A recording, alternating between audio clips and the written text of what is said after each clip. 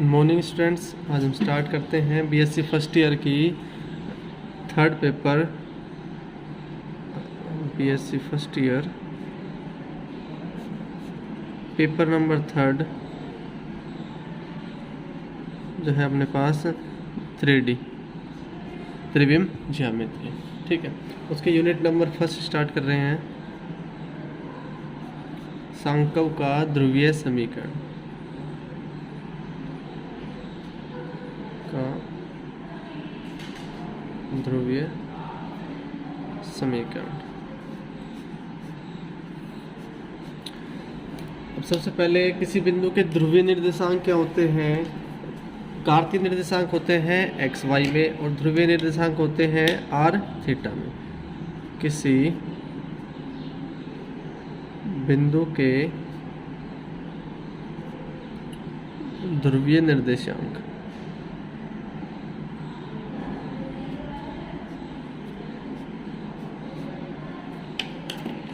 ध्रुवीय निर्देशांक जैसे कोई भी अपने पास रेखा है,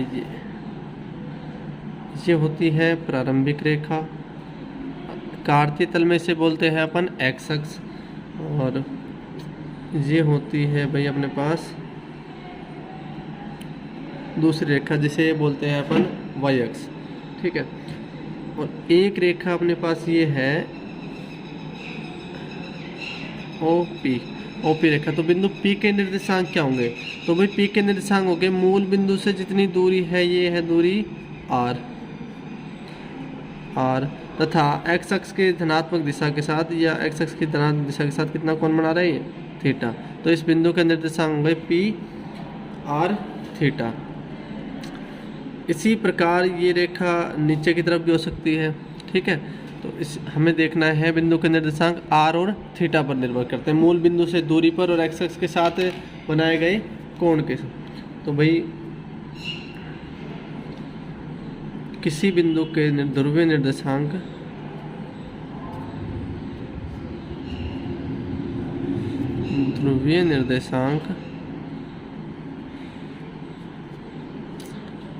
P R थीटा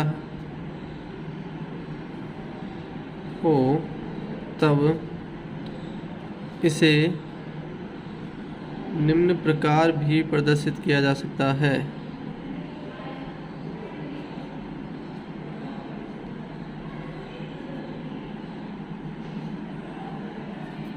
किस प्रकार प्रदर्शित कर सकते हैं भाई?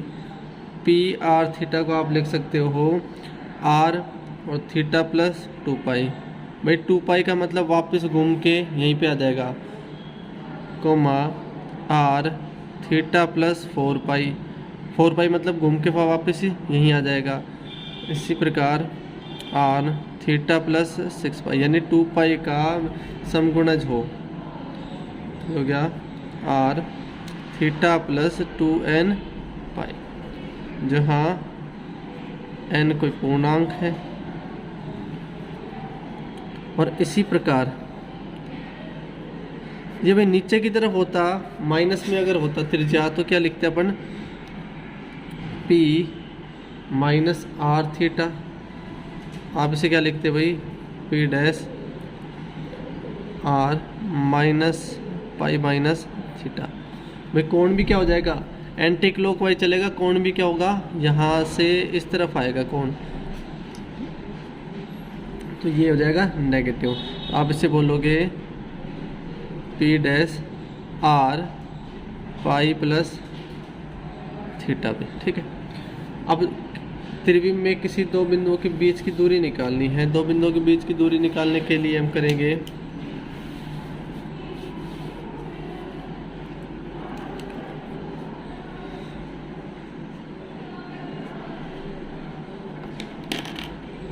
दो बिंदुओं के बीच दूरी।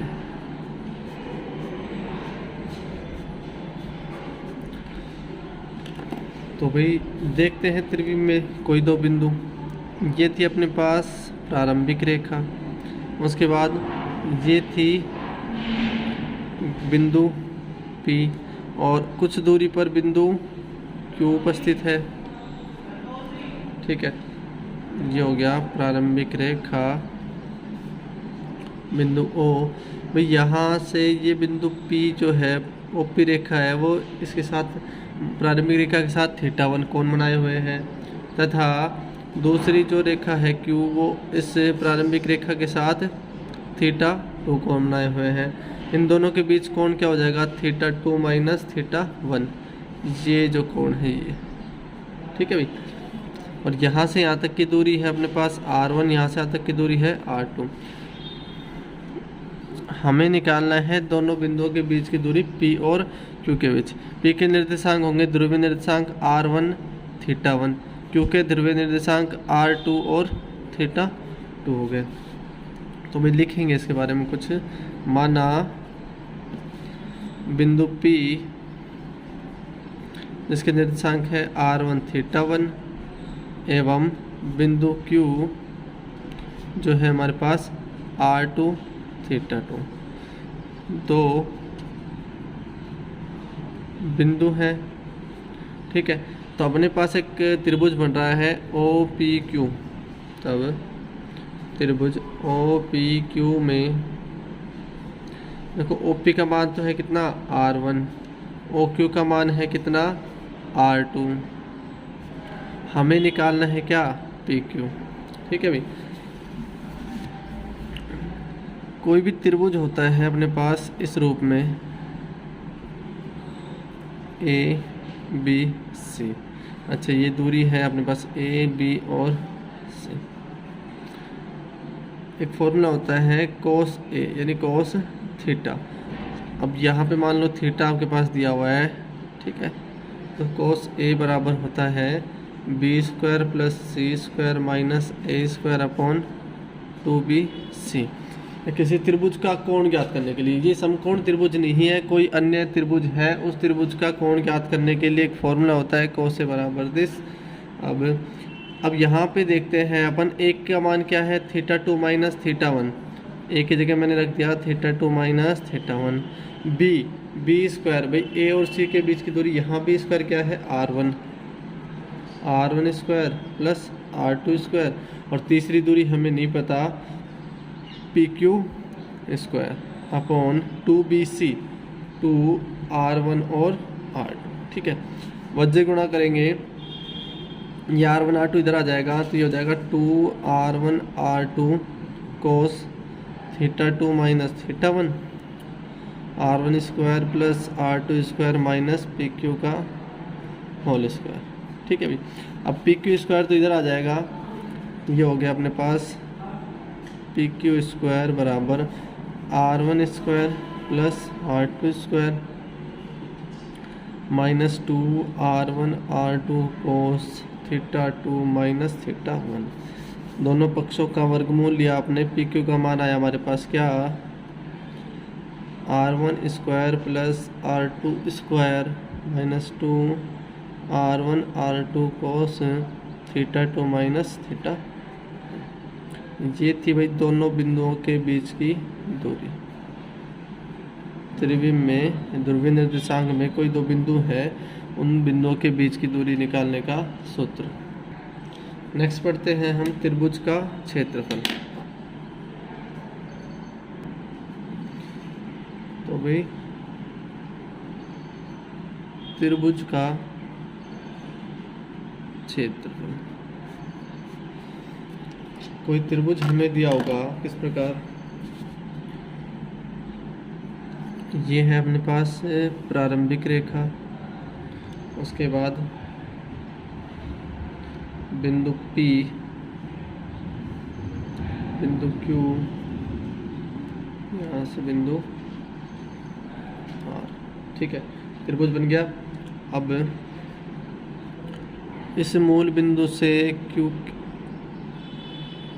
और मूल बिंदु से R, तीनों आपस में मूल बिंदु से मिले हुए हैं और ये त्रिभुज बन गया अपने पास PQR, ठीक है।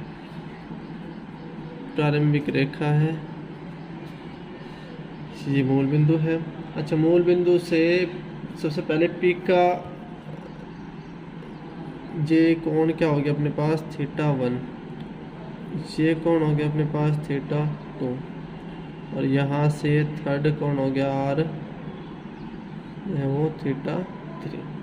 ठीक है भाई, तीनों कोण आ गए हमारे पास।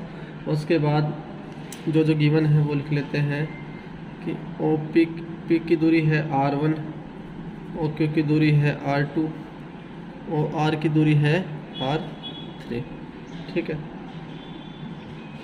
त्रिभुज ओ क्यू आर, देखा 2 त्रिभुज बन रहे हैं ओ क्यू आर, ये बिंदु है P।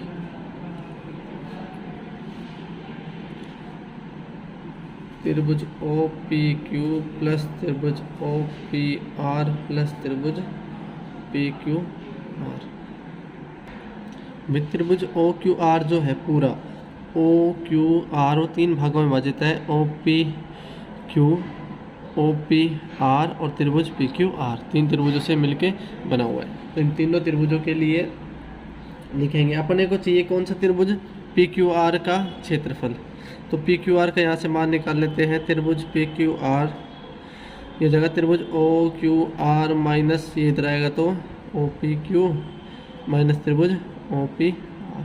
समीकरण नंबर 1 में त्रिकोणमिति से कोई त्रिभुज है अपने पास, ये है ए बी सी, इन दोनों के बीच की दूरी है ए बी और सी। तो भाई त्रिभुज का क्षेत्रफल होता है एरिया ऑफ त्रिभुज A B C is equal to 1/2 B C sine A. अगर आप ए कोण लेते हो तो क्या आ जाएंगे, इसके दोनों भुजाएं, प्लस 1/2 ए सी साइन बी, हमने बी कोण लिया तो दोनों भुजाएं, प्लस 1/2 ए बी साइन सी, हमने सी कोण लिया तो दोनों भुजाएं। ये त्रिभुज का एरिया निकलता है इस तरीके से। अब भाई हमें किसका निकालना है, समीकरण नंबर 1 से त्रिभुज पी क्यू आर का क्षेत्रफल। तो भाई area of triangle P Q R is equal to तीनों त्रिभुजों का एरिया, त्रिभुज O Q R minus area of त्रिभुज O P Q minus area of त्रिभुज ओ पी आर। ठीक है भाई, इन सब का मान रखते जाएंगे अपन। Area of P Q R तो हमें चाहिए, एरिया ऑफ त्रिभुज O Q R, O Q R का मान क्या हो जाएगा भाई हमारे पास, देखो त्रिभुज ओ क्यू आर इस बड़े वाले के लिए।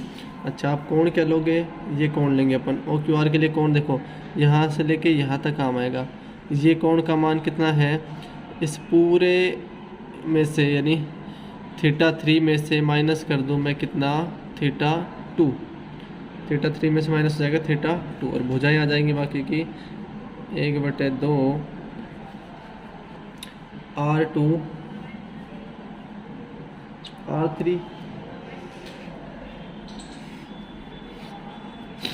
और अपने पास कौन आ गया, कौन सा, साइन θ3 माइनस θ2 बीच में माइनस। इस वाले त्रिभुज का एरिया 1/2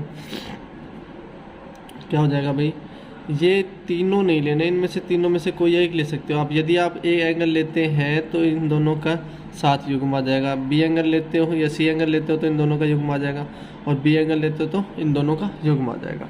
तो भाई ओ पी क्यू देखते हैं, ओ पी क्यू, इस वाले में अपन ये वाला एंगल लेंगे। ये वाला एंगल क्या है अपने पास, ये पूरे θ1 में से θ2 माइनस कर देंगे और भुजाएं कौन कौन सी आ जाएगी, ओ पी से ओ पी 1 तो ये थी R1 और ओ क्यू जो थी वो R2 और ये R3।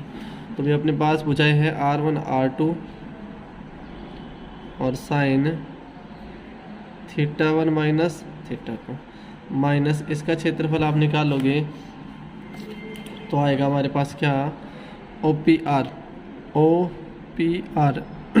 ये मान चाहिए सिर्फ, θ3 में से आपने माइनस कर दिया θ1, भुजाएं हैं R1 R3 sine θ3 minus θ1।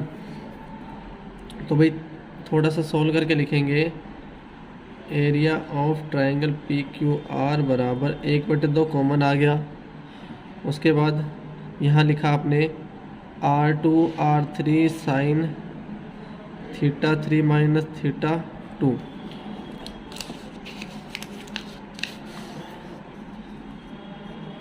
Minus, देखो साइन इसको माइनस कॉमन ले लेते हैं तो यह आ जाएगा प्लस का R1 R2, मैंने यहाँ चेंज कर दिया अंदर माइनस में, θ2 माइनस θ1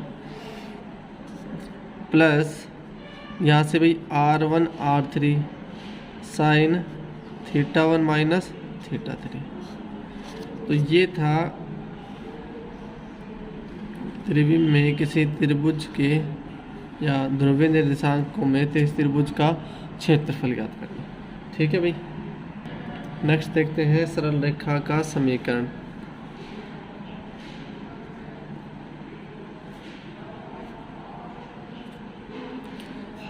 सरल रेखा का समीकरण क्या होता है? कार्तीय रूप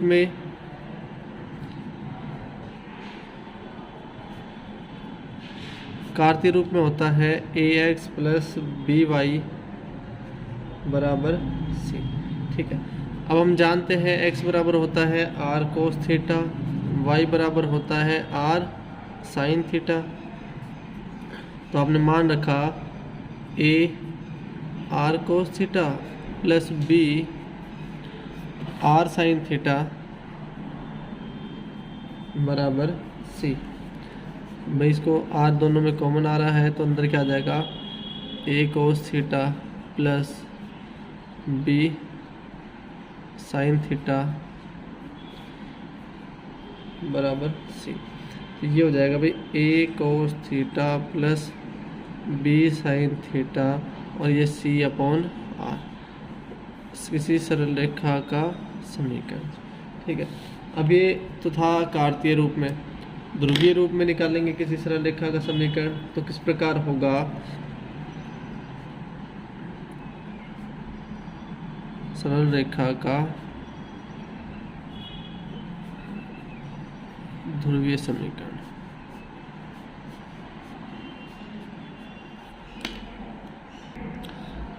तो भाई सरल रेखा का ध्रुवीय समीकरण एक अपने पास डायग्राम दिया हुआ है। ये है प्रारंभिक रेखा, एक है मूल बिंदु से इस रेखा पर डाले गए लंब, इस लंब की लंबाई है बिंदु P और ये प्रारंभिक रेखा के साथ अल्फा कोण पर झुकी हुई है ये रेखा।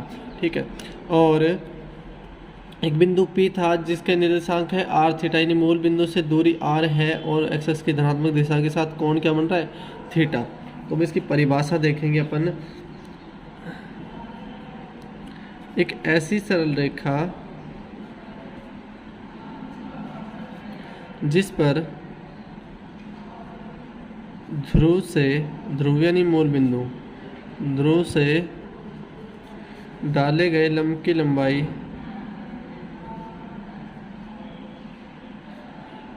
P तथा लंब रेखा एवं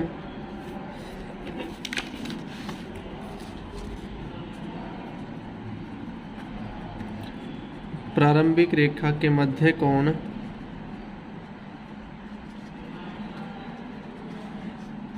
अल्फा हो तो वह रेखा सरल रेखा का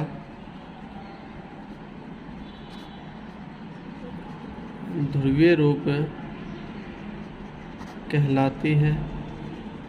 तो ये था भाई सरल रेखा का ध्रुवीय रूप। अब इसको समीकरण निकालेंगे।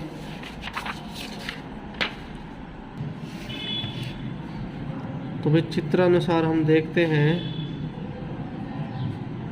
क्या OP यानी बिंदु P के निर्देशांक थे R, OP दूरी जो थी वो कितनी थी अपने पास R। तो भाई OP बराबर हो गया R, OM मूल बिंदु से डाले गए लंब की लंबाई P तथा एंगल POM। देखते हैं भाई एंगल POM ये हो गया अपने पास थीटा माइनस अल्फा, ये हो गया बराबर थीटा माइनस अल्फा। समकोण त्रिभुज, अच्छा समकोण त्रिभुज देखते कौन सा बन रहा है यहाँ पे, ये 90 है तो ये भी क्या होगा 90। त्रिभुज PO या PMO या फिर OMP में, समकोण त्रिभुज OMP में कोस OM या POM बराबर हो गया अपने पास कोस थीटा क्या होता है आधार बटे करण, तो हो गया आधार अपने पास OM बटे करण हो गया OP। कोस इसे POM का मान कितना हो गया थीटा माइनस एल्फा, OM का मान है अपने पास P और अपॉन R, तो ये भाई R यहाँ पे मल्टीप्लाई हो जाएगा, तो यहाँ से क्या आएगा R cos theta minus alpha बराबर P। समीकरण तो यही होती है। अब कुछ कंडीशंस देखते हैं इस पे। केस फर्स्ट, केस फर्स्ट है यदि P बराबर 0 हो, यदि P बराबर 0 हो, भाई P बराबर 0 होगा तो मान रखेंगे अपन क्या R cos theta minus alpha बराबर 0, ठीक है। P बराबर 0 रख दिया, R तो 0 के बराबर नहीं हो सकता, R is not equal to 0, त्रिज्या मूल बिंदु से बिंदु P की दूरी 0 थोड़ी हो सकती है, कुछ ना कुछ तो दूरी होगी। तब हमारे पास मान मिलेगा कोस थीटा माइनस एल्फा बराबर 0। कोस थीटा माइनस एल्फा आप इसे लिख सकते हैं कोस प्लस माइनस पाई बाई 2। भाई कोस माइनस पाई बाई 2 पे भी 0 रहता है, कोस पाई बाई 2 पे भी इसका मान 0, तो यहाँ से कोस कैंसिल हुआ, theta minus alpha is equal two plus minus pi by 2। अर्थात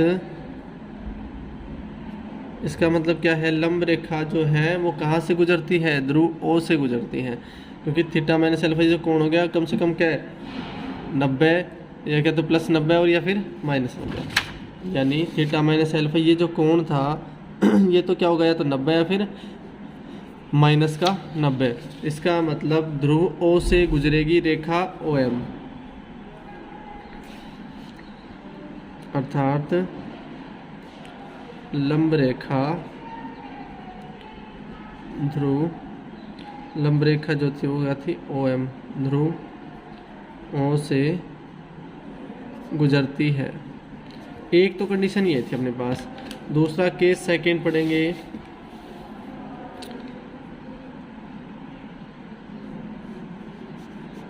केस सेकंड है R बराबर 0, या सॉरी एल्फा बराबर 0,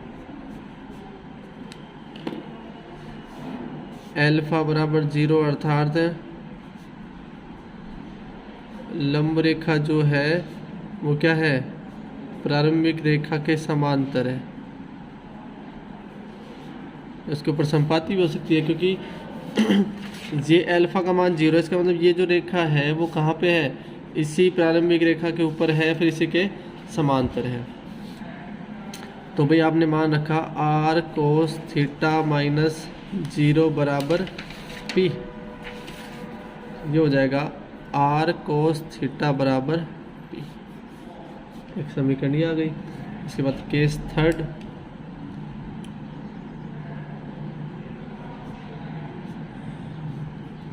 केस थर्ड है एल्फा बराबर पाई बाई 2, अर्थात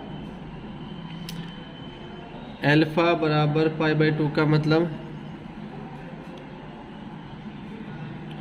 लंब रेखा प्रारंभिक रेखा के लंबवत है।